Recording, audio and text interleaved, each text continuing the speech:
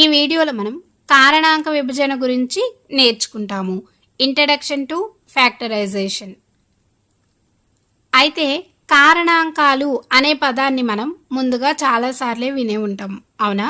మరి ఈ కారణాంకాలను ఏ విధంగా కనుక్కోవచ్చు అంటే ఇప్పుడు మనం ఏదైనా ఒక సంఖ్యను తీసుకుందాం. ఉదాహరణగా 12ను తీసుకుందాం. ఇప్పుడు ఈ 12ను ఏవైనా రెండు సంఖ్యల లబ్దంగా రాద్దాం. అప్పుడేమవుతుంది? 12ని మనం 1 ఇంటూ 12గా రాసుకోవచ్చు, మరియు 2 ఇంటూ 6గా కూడా రాసుకోవచ్చు, అవునా? అలాగే 3 ఇంటూ 4గా కూడా రాసుకోవచ్చు. అయితే ఇక్కడ 1, 12, 2, 6, 3, 4 ఈ సంఖ్యలను ఏమంటాము అంటే 12 యొక్క కారణాంకాలు అవుతాయి అని మనం చెప్పచ్చు. మరి కారణాంక విభజన అంటే ఏమిటి అంటే ఏదైనా సంఖ్యని దాని కారణాంకాల లబ్దంగా రాయడాన్నే కారణాంక విభజన అంటాము.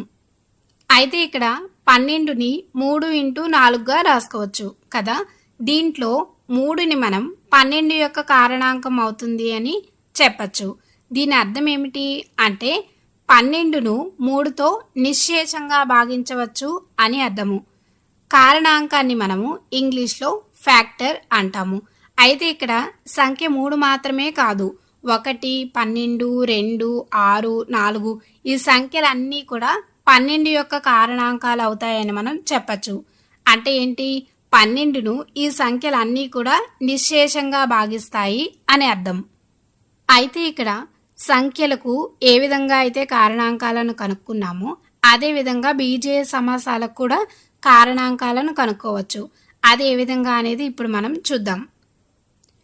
ఉదాహరణగా ఇక్కడ చూడండి, 3xy ఉంది. ఇక్కడ కేవలం ఒక పదం మాత్రమే ఉంది కాబట్టి దీన్ని మనం ఏమంటాము? ఏకపది అంటాము. ఇప్పుడు ఈ ఏకపదిని మనం మరో ఏకపదితో గుణిద్దాం. అప్పుడు ఏమవుతుంది? ముందుగా మనం వీటి యొక్క గుణకాలను గుణిద్దాం, ఆ తర్వాత చరరాశులను గుణిద్దాం. అప్పుడేమవుతుంది? దీంట్లో గుణకాలు అంటే 3 మరియు -2 వీటిని గుణించినప్పుడు ఏమవుతుంది? -6 అనేది వస్తుంది. ఇప్పుడు x ఇంటూ x² అంటే ఎంత అవుతుంది? x³ అవుతుంది. y ఇంటూ y³ అంటే ఏమవుతుంది? y⁴ అనేది వస్తుంది. అంటే ఇక్కడ రెండు ఏకపదులను గుణించినప్పుడు మనకు మరొక ఏకపది అనేది రావడం జరిగింది.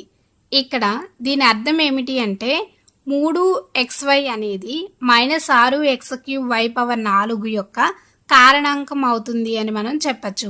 దీని అర్థం ఏమిటి? -6x³ y⁴ను మనం 3xyతో నిశ్శేషంగా భాగించవచ్చు అని అర్థం.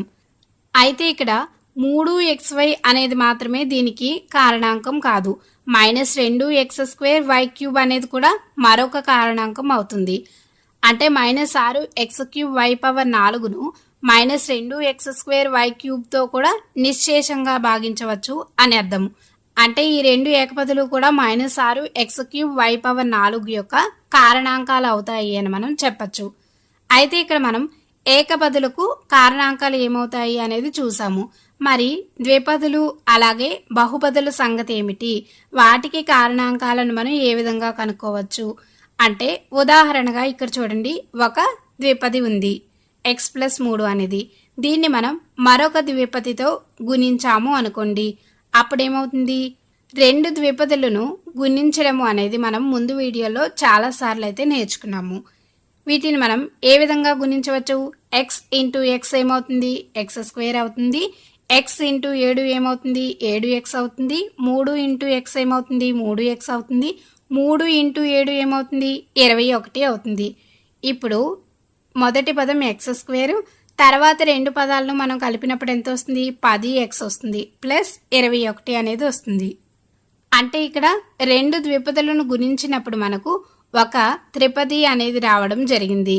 ఇక్కడ మనం ఏం చెప్పచ్చు అంటే x+3 అనేది x² + 10x + 21కి కారణాంకం అవుతుంది అని మనం చెప్పచ్చు. అంటే ఈ సమీకరణాన్ని మనం x+3తో నిశ్శేషంగా భాగించవచ్చు అని అర్థం. అయితే ఇక్కడ x+3 మాత్రమే కాదు, x+7 కూడా ఈ సమీకరణానికి కారణాంకం అవుతుంది అని మనం చెప్పచ్చు. అదేవిధంగా ఈ సమీకరణాన్ని x+7తో మనం నిశ్శేషంగా భాగించవచ్చు అని చెప్పచ్చు. అంటే ఈ సమీకరణానికి x+3 x+7 ఈ రెండు కూడా కారణాంకాలు అవుతాయి అని మనం చెప్పచ్చు.